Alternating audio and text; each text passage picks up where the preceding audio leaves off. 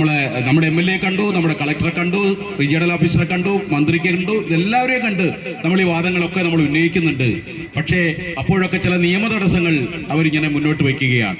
ആ നിയമ തടസ്സങ്ങളെ തട്ടിമാറ്റി നമുക്ക് ചാത്തന്നൂരിൽ എല്ലാ വാഹനങ്ങളും എത്തിച്ചേരണമെന്ന ഒരാവശ്യവും നമ്മൾ ഇതിന്റെ ഭാഗമായി മുന്നോട്ട് വെക്കുന്നുണ്ട്. 4 സൈഡിലുമുള്ള എല്ലാ ഗ്രാമപഞ്ചായത്തുകളും പരവൂർ മുനിസിപ്പാലിറ്റിയും ഐക്യകണ്ഠേന പ്രമേയം പാസാക്കിയുണ്ടായി.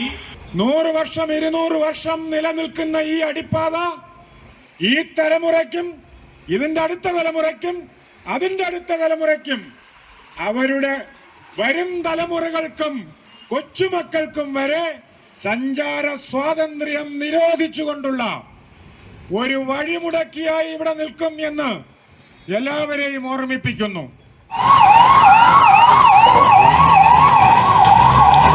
ആദ്യഘട്ടത്തിൽ തന്നെ ഇത്തരം ഒരു വൻ മതില് ചാത്തന്നൂർ പഞ്ചായത്തിനെ 2ആയി വിഭജിച്ചുകൊണ്ട് കടന്നു പോകുന്നു എന്ന ആശങ്കയിലാണ് നമ്മൾ ആദ്യ സമരം ആരംഭിക്കുന്നത്.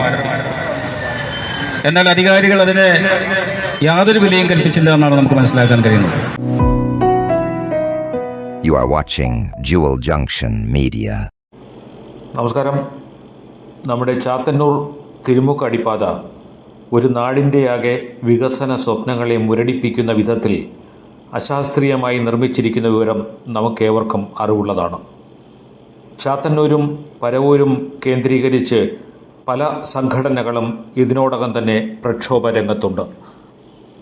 നാഷണൽ ഹൈവേ അതോറിറ്റിയുടെ ഭാഗത്തു നിന്നും അനുകൂലമായ നടപടികൾ ഉണ്ടായില്ലെങ്കിൽ സമരമുറകൾ ശക്തമാക്കുന്നതിന് വേണ്ടിയാണ് സംഘടനകളും ഒപ്പം നാട്ടുകാരും തയ്യാറെടുക്കുന്നത്. നാം ഒരുപാട് വൈകിപ്പോയി എന്നാണ് പലരുടെയും വാദം. കൊല്ലം ജില്ലയിലെ പ്രധാന പ്രദേശങ്ങളായ ചാത്തന്നൂരിനെയും പരവൂരിനെയും തമ്മിൽ ബന്ധിപ്പിക്കുന്ന പ്രധാന കവാടമാണ് തിരുമുക്ക്. അതിലൂടെ വലിയ വാഹനങ്ങൾക്ക് കടന്നു പോകാൻ കഴിയാത്ത വിധത്തിലാണ് നിലവിലെ അടിപ്പാത നിർമ്മിച്ചിരിക്കുന്നത്.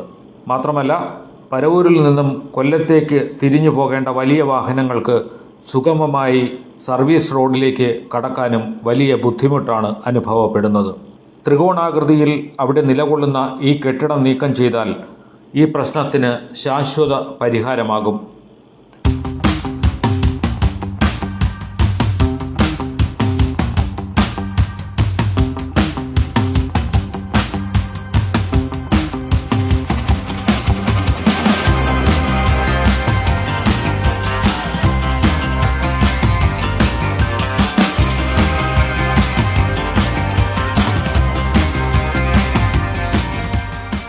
ഒരു എക്സ്പ്രസ് ഹൈവേയുടെ നിർമ്മാണം നടക്കുമ്പോൾ സമീപ പ്രദേശങ്ങളിലുള്ള റോഡുകൾ, ജനസാന്ദ്രത, വാഹന സാന്ദ്രത തുടങ്ങിയവയൊക്കെ പരിഗണിച്ചുകൊണ്ടാണ് വിവിധ വലിപ്പത്തിലുള്ള അടിപ്പാതകൾ നിർമ്മിക്കാറുള്ളത്.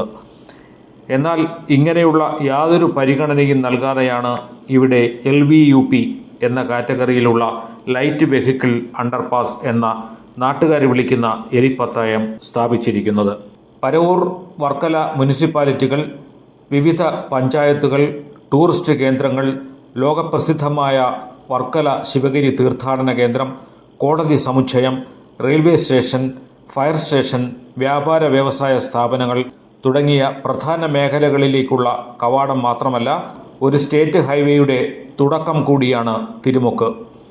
ഈ അടിപ്പാതയിലൂടെ ബസ്സുകൾ, ട്രക്കുകൾ തുടങ്ങി ഒരു ഹെവി വാഹനങ്ങൾക്കും കടന്നുപോകാൻ നിയമം അനുവദിക്കുന്നില്ല. ഇനി കൊല്ലത്തു നിന്നും വരുന്ന വാഹനങ്ങൾ അടിപ്പാതയിലൂടെ കടന്ന് പരവൂരിലേക്ക് പ്രവേശിക്കാനും പ്രയാസമാണ്. ഇത് ഇരുഭാഗത്തെ സർവീസ് റോഡുകളിലും ഗതാഗത കുരുക്കിന് കാരണമാകുന്നു. 6 വരിപ്പാത തുറന്നു കഴിഞ്ഞാൽ ഇതിന് പരിഹാരമാകും എന്ന് കരുതുന്നില്ല. കാരണം കൊട്ടിയം വരെ പോകുന്ന വലുതും ചെറുതുമായ വാഹനങ്ങൾ കൊട്ടിയത്തെ എക്സിറ്റ് വഴി തിരിഞ്ഞ് വരാൻ കഴിയില്ല. അപ്പോൾ കൊട്ടിയത്തിന് മുമ്പുള്ള ഭാഗങ്ങളിലേക്ക് പോകുന്ന വാഹനങ്ങൾ ചാത്തന്നൂരിൽ നിന്നും സർവീസ് റോഡ് വഴി തന്നെ കടന്നു പോകണം. മാത്രമല്ല ഇത്തിക്കര തിരിഞ്ഞ് ആദിച്ചനെല്ലൂർ ഭാഗത്തേക്ക് പോകേണ്ട വാഹനങ്ങളും ഇതുവഴി തന്നെ കടന്നുപോയി മൈലക്കാട് തിരിഞ്ഞ് വരേണ്ടി വരും. അതുകൊണ്ട് തന്നെ ചാത്തന്നൂർ മുതൽ കൊട്ടിയം വരെയുള്ള സർവീസ് റോഡുകളിൽ എപ്പോഴും തിരക്ക് അനുഭവപ്പെടാനാണ് സാധ്യത.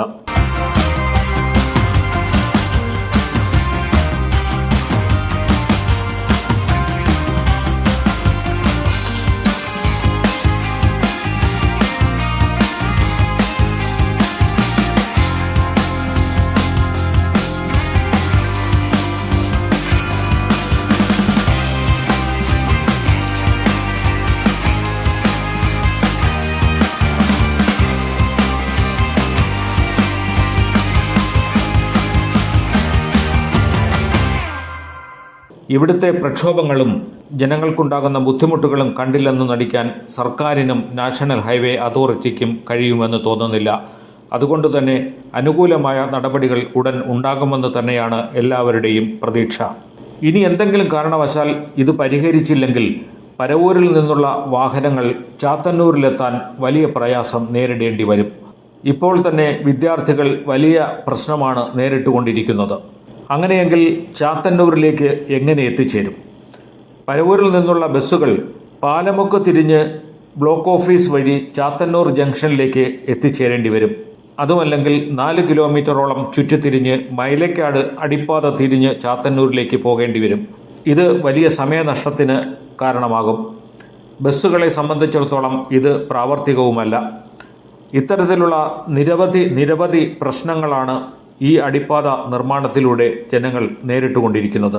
ഇതിനുള്ള ഒരു ശാശ്വത പരിഹാരം നമുക്ക് വേണ്ടിയും വരും തലമുറയ്ക്ക് വേണ്ടിയും നേടിയെടുത്തേ മതിയാകൂ. ഇതുപോലെ പലയിടങ്ങളിലും ഇത്തരം സമരങ്ങൾ വിജയിച്ചിട്ടുമുണ്ട്. ഇനി DPRനെയോ ജനപ്രതിനിധികളെയോ പഴി പറഞ്ഞിട്ട് കാര്യമില്ല. നാം ഒരിക്കലും താമസിച്ചു പോയിട്ടുമില്ല. നമ്മൾ വിജയിക്കുക തന്നെ ചെയ്യും. ശുഭാപ്തി വിശ്വാസത്തോടെ ജുവൽ ജംഗ്ഷൻ മീഡിയ.